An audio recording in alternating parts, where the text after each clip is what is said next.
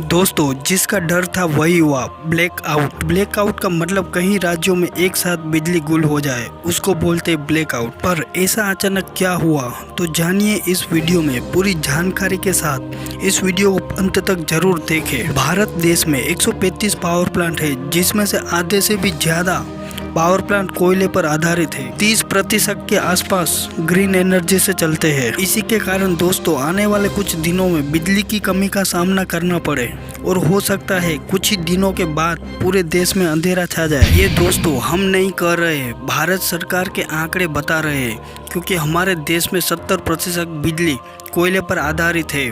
और ऐसे में अगर कोयला ही हमारे देश के पास नहीं होगा तो बिजली कैसे उत्पादन होगी।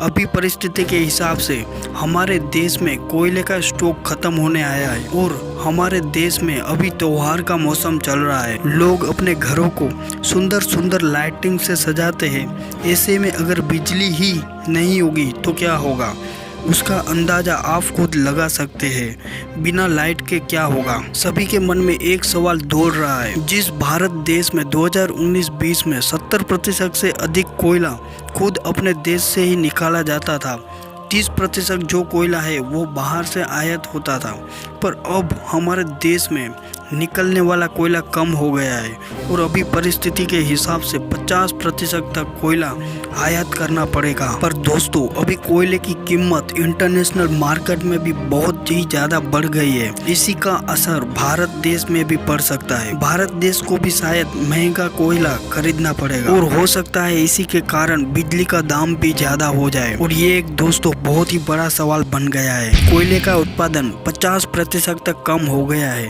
तो ये आखिर हुआ कैसे, तो चलिए जानने की कोशिश करते हैं। उसके पहले आपसे एक छोटी सी रिक्वेस्ट है दोस्तों, हमें ऐसी नॉलेज भरी वीडियो बनाने में बहुत ही टाइम लगता है। अगर आपको नॉलेज भरी वीडियो पसंद है तो चैनल को लाइक करके सब्सक्राइब करें और बेल आइकन को प्रेस जरूर करें और दोस्तों से शेयर करना ना भूलें। आखिर ये हुआ कैसे। कोरोना की मार, लॉकडाउन की मार, बारिश की मार और बढ़ते हुए इंटरनेशनल मार्केट में कोयले के दाम, इन सभी मार के हिसाब के कारण आज कोयला बहुत ही महंगा हो गया है। इसी के कारण कोयले को ब्लैक गोल्ड भी कहा जाता है। और अगर कोयला बाहर से आयात करे तो भी बहुत महंगा पड़ता है, क्योंकि इंटरनेशनल मार्केट में 40% तक कोयले का दाम बढ़ गया है।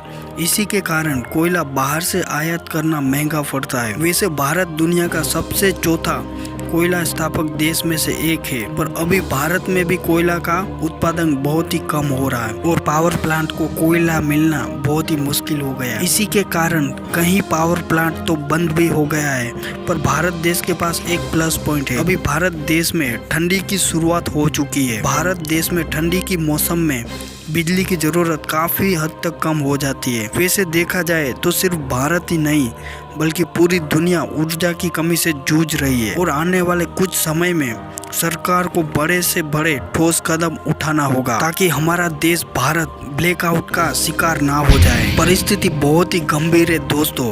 आज की तारीख में कुछ कहा नहीं जा सकता। ये सिर्फ शॉर्ट टर्म से काम नहीं चलेगा, इसके लिए कुछ लॉन्ग टर्म ही काम करना पड़ेगा। और लॉन्ग टर्म सॉल्यूशन के लिए हमें कुछ ऐसी एनर्जी का उत्पादन करना पड़े जो रिन्यूएबल एनर्जी हो, और ये काम करने में टाइम लग सकता है। पर इस बिजली की कमी से जो परेशानी होगी वो किस तरीके से पूरा किया जा सकता है। और देखा जाए तो बिजली काटनी शुरू भी हो गई है। इसका सीधा असर त्योहारों पर देखने को मिलेगा और आने वाले कुछ महीनों में ये बढ़ सकता है। अभी देखना ये है कि भारत सरकार बाहर से कोयला आयात करता है, देखते हैं आगे क्या होगा। दोस्तों, हमें आपसे एक ही गुजारिश है कि जितना हो सके मौसम के हिसाब से बिजली का यूज करें, ताकि आने वाले इस संकट में हम भी भारत देश को थोड़ा सा योगदान दे सके।